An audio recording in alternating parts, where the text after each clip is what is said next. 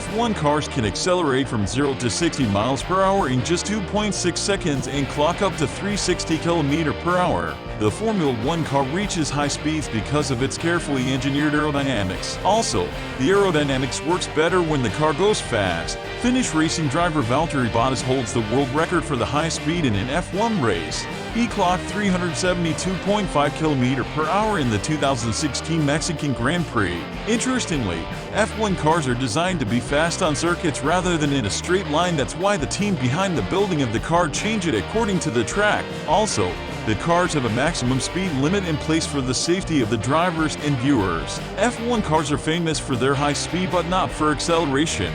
These cars are built to make them fast in circuits, not in a straight line.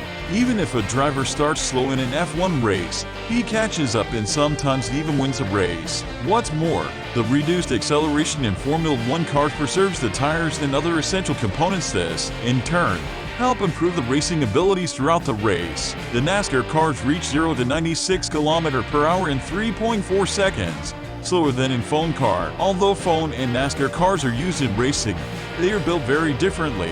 A NASCAR vehicle is designed to go around an oval track, and they typically can clock up to 200 miles per hour. The NASCAR cars are large, heavy, and have higher endurance when compared to an F1 car. These cars can run at high speeds for a longer time. On the other hand, F1 vehicles are designed to run at high speeds for a shorter time interval. Over the years, NASCAR imposed several restrictions to reduce the car's speed as part of its safety measures. The decision was taken after an increasing number of incidents where both drivers and spectators were injured. Downforce is great, as it pushes down on the tires to keep the car stuck to the track. Having said that, F1 cars produce more downforce as they go faster, which can slow them down on straightaways. This gives aerodynamicists a massive headache, as they want to maximize straight line speed while maintaining sufficient downforce for the corners. Teams commonly got around this phenomenon by building front wings that flex at the extremely high speeds you'd expect on straightaways. When the wing flexes, it decreases its angle of attack,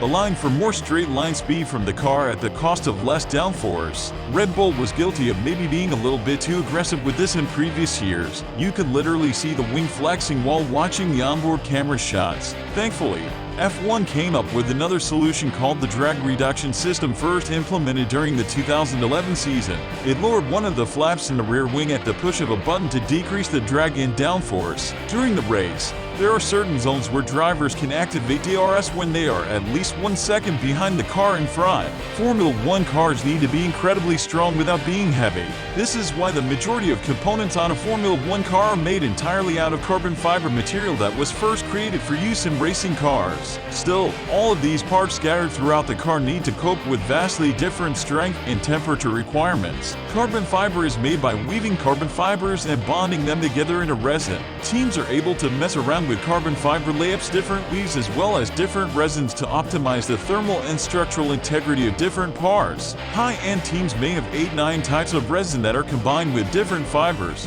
says Mark Steele, Customer Engineering Manager at Solve, a major provider of composite components for F1 teams. They might be taking 30 to 40 different types of product just for one car. Teams are always striving to make parts that are exactly as strong as they need to be. Too strong and they'll weigh the car down unnecessarily.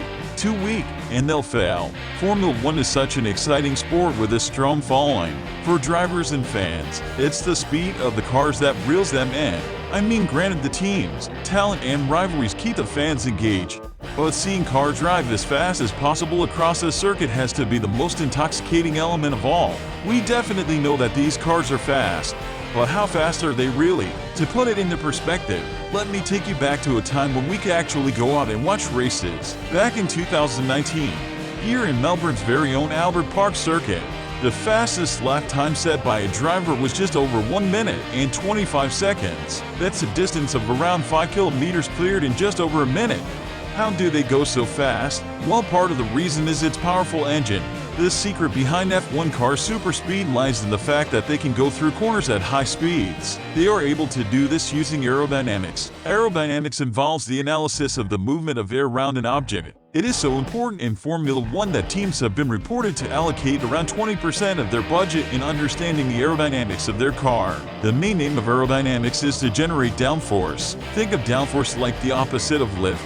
It is a force that pushes the tires harder into the ground. More grip by the tires means they can go really fast in corners, thereby leading to quicker lap times. To understand how downforce works, let's take a closer look at the car's front wing. After all, it's the first part of the car that interacts with the air, so it must be important when studying the car's aerodynamics right.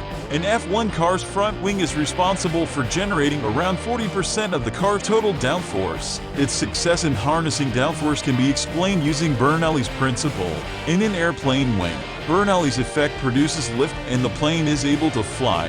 Thankfully, that's not the case in phone. The front wing is designed to be upside down so the car doesn't get lifted off the circuit. During the race, fast air flows under the wing as compared to the top part of the wing. The slower air at the top generates a great pressure that pushes the car towards the faster moving air. This results in a great downforce that grounds the car instead of letting it fly off. Typically, downforce in an F1 car is adjusted depending on the racetrack. For example, in tracks with many sharp corners like the Singapore circuit, the teams adjust the car features to generate more downforce. On tracks with fewer corners such as the Monza circuit, the teams focus on reducing downforce and increasing speed on the straight sections of the track. This is all in a bid to provide an optimal car that sets them apart from other teams and hopefully sets them up to win the race. While increasing downforce does improve cornering speeds, it also reduces speed when driving in a straight line. The current records for the highest speed in an F1 race, the highest average qualifying lap speed and highest average race lap speed were all recorded on power tracks. The high downforce setup in F1 cars is also the reason why they need 560 kW to do 300 km/h, while road cars with much lower downforce setups can do that with significantly less power.